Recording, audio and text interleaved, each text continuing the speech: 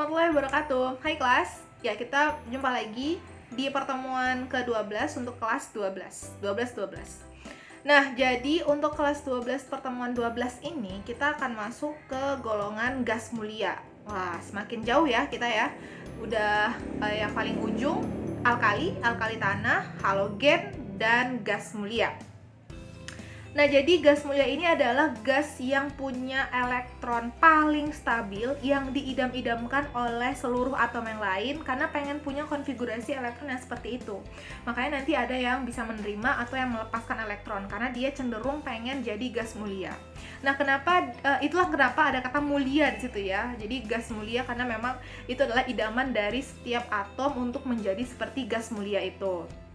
Nah, jadi apa-apa aja sih karakteristik atau ciri-ciri atau sifat dari si gas mulia itu, dan apakah bisa si gas mulia ini bereaksi dengan unsur-unsur lain atau kereaktifannya bagaimana? Nah, kita akan bahas itu di pertemuan kali ini. So, check it out. Oke, kita masuk ke materi untuk pertemuan ke-12. Kita akan bahas tentang gas mulia. Oke, yang mulia, gas mulia. Jadi apa itu gas mulia? Jadi gas mulia itu adalah kelompok unsur-unsur pada golongan 8A di tabel periodik unsur. Nah, ini terdiri dari He, Ne, Ar, Kr, Xe, dan Rn. Helium, neon, argon, krypton, xenon, dan radon. Nah, unsur ini yang paling stabil sehingga yang didam-idamkan oleh semua unsur untuk bisa menjadi golongan gas mulia. Nah, Miss juga punya cara cepat untuk bisa ngapal si gas mulia ini, yaitu kalau di jembatan keledainya adalah heran, nenek, ari, keriting, sekali rambutnya. Jadi helium, neon, argon, krypton, xenon, dan radon. Heran, nenek, ari, keriting, sekali rambutnya. Jadi itu ya cara cepat Miss untuk bisa menghafalkan golongan gas mulia.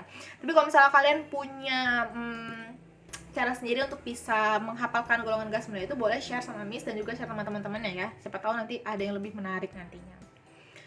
Nah, sifat umum gas mulia itu di sini Miss punya ada 6 poin, yaitu dia pertama tidak berwarna, tidak berbau, tidak berasa, dan sedikit larut dalam air. Dia punya elektron valensi 8. Nah, tapi helium itu punya valensi 2, tapi itu udah stabil. Nah, ingat nggak pelajaran kelas 10 itu ada oktet sama ada duplet. Nah, jadi kalau yang elektron valensinya 8 itu disebut oktet, yang 2 disebut duplet. Nah, jadi itulah yang diidam-idamkan dari semua unsur untuk bisa menjadi oktet dan atau bisa menjadi duplet ya. Kemudian molekulnya terdiri atas satu atom atau monoatom. Nah, ada yang diatom ya. Diatom itu terdiri dari 2 atom. Diatom itu contohnya kayak misalnya ada H2, terus ada Cl2, F2, I2. Nah, itu adalah namanya diatom karena dia punya 2 atom. Dan dia bersifat inert. Inert ini ingat nggak ya yang di reduksi dan oksidasi di materi elektrokimia. Nah, inert ini adalah yang dia tidak reaktif. Dia tidak reaktif, cenderung tidak reaktif inert itu. Nah, gas mulia itu unsur gas pada suhu kamar dan mendidih hanya beberapa derajat dari titik cairnya. Kemudian jari-jari, titik leleh, serta titik dasnya bertambah seiring bertambahnya nomor atom. Berarti dia semakin ke bawah, dia akan semakin besar untuk jari-jari, titik leleh, dan titik didihnya. Sedangkan energi pengionnya berkurang. Semakin ke bawah, maka energi ionisasinya akan semakin berkurang. Ini juga ada sama ya kayak yang sebelumnya sifat-sifatnya ini. Ini ada 4 poin, ini Miss lebih jabarkan lagi. Dan juga yang ini. Nah, ini ada 3 poin. Oke, nanti dipilih sendiri ya. Kemudian ada ini juga. Jadi ada berapa poin ini lebih spesifik Miss buat. Jadi ini sih ada 4, di sini ada 3, 7, dan ada 10. Berarti ada 10 poin spesifik tentang sifat-sifat gas mulia ini. Nah, warna lampu gas mulia. Jadi gas mulia ini berwarna ya. Ini sering dipakai, sebenarnya ini sering dipakai untuk, kalian pernah lihat nggak sih warna-warna misalnya kayak tulisan open gitu terus diwarnai, atau tulisan welcome. Nah, terus ada warna-warnanya gitu ya. Nah, itu tuh disebabkan karena dia pakai lampu gas mulia. Jadi dia punya warna yang macam-macam. Nah, jika gas mulia diberikan loncatan listrik dalam keadaan vakum, maka dia akan terbentuk warna.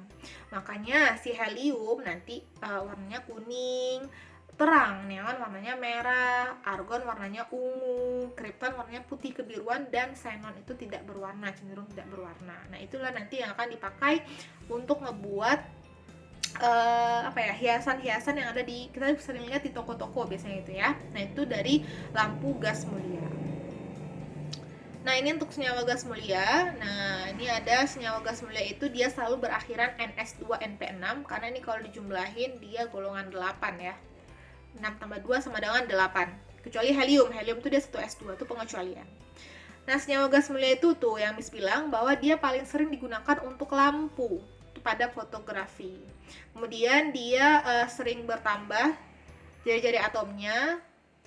Nah, semakin ke bawah dia semakin bertambah jari-jari atomnya. Kemudian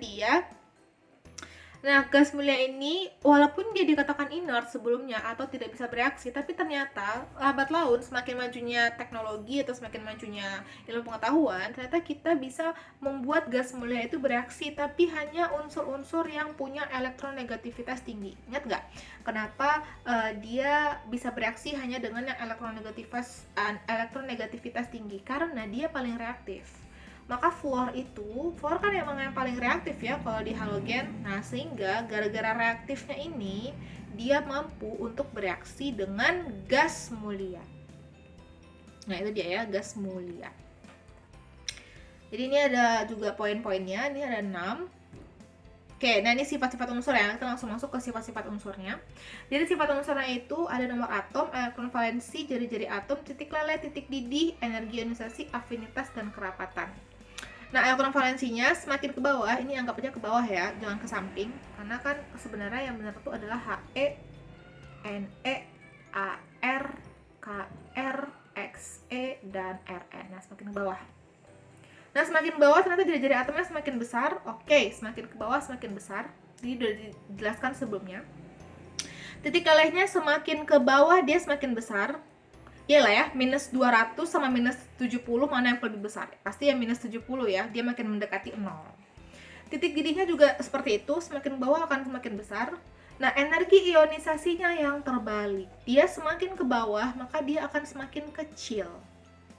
Kecil, ini besar, yang itu kecil. Nah, untuk afinitas dia cenderung random ya. Yang ini minus 48 terus tiba-tiba jadi minus 120. Jadi bentuknya nggak seurutan dari yang ini. Dari yang jari-jari atom, titik leleh, titik didih, dan energi ionisasi. Nah, itu dia ya. Jadi ini dibaca dan dipahami untuk sifat periodik dari unsur gas mulia. Nah, ini ya, ini konfigurasi elektronnya. Tadi di slide sebelumnya ini sudah sampaikan bahwa gas mulia itu dia cenderung punya elektron valensi Ns2Np6 karena dia dari golongan 8. Soalnya ini kalau dijumlahin 2 tambah 6 jadinya golongan 8. Ini dia ya. Jadi semuanya dia punya, jadi ini diabaikan ya karena harus Ns2Np6. Jadi harus sama-sama nilai N-nya, maka si D-nya bisa diabaikan saja. Jadi yang dilihat cuma 5S2 dan 5P6-nya saja. Itu dia untuk konfigurasi elektron dari gas mulia. Ini sifat fisiknya, jadi udah dijelaskan sebelumnya ya. Nah, titik didih dan titik lelehnya ini. Dan sifat kimia unsurnya, nah ini ketika si gas mulia itu mampu bereaksi dengan atom lain, yaitu XeF2, terus ada KrF2. Jadi kebanyakan semua dia bereaksi sama fluorin ya, ada fluorin. Nah, ini penampakannya atau dibuatnya wujudnya. Nanti kalau penampakan kayak ini, dunia lain. Nah, penampakannya ini ada yang kristal padatan, kristal tak berwarna, ada yang bentuknya gas, dan juga ada yang padatan tak berwarna gitu ya. Ini titik didihnya. Ini strukturnya. Ini untuk sifat kimia unsur golongan gas mulia. Ini sifat kimianya juga. Nah, ini bisa dibaca sendiri. Oke, nah jadi radon itu jarang dibahas ya. Jadi radon, apalagi astatin yang berada di, kan ada ya kalau misalnya paling bawah. Jadi kan misalnya kalau golongan 1 kayak misalnya hari libur naik kuda Rabu Kamis pre ya, berarti hari libur naik kuda Rabu Kamis pre. Nah, yang paling terakhir ini itu adalah radioaktif. Jadi nanti akan dibahas khusus. Jadi setiap golongan yang punya unsur paling akhir, paling bungsu ini adalah golongan radioaktif. Nanti kita akan bahas di segmennya yang berbeda, di pertemuannya yang berbeda nantinya. Oke, nah itu golongan gas mulia.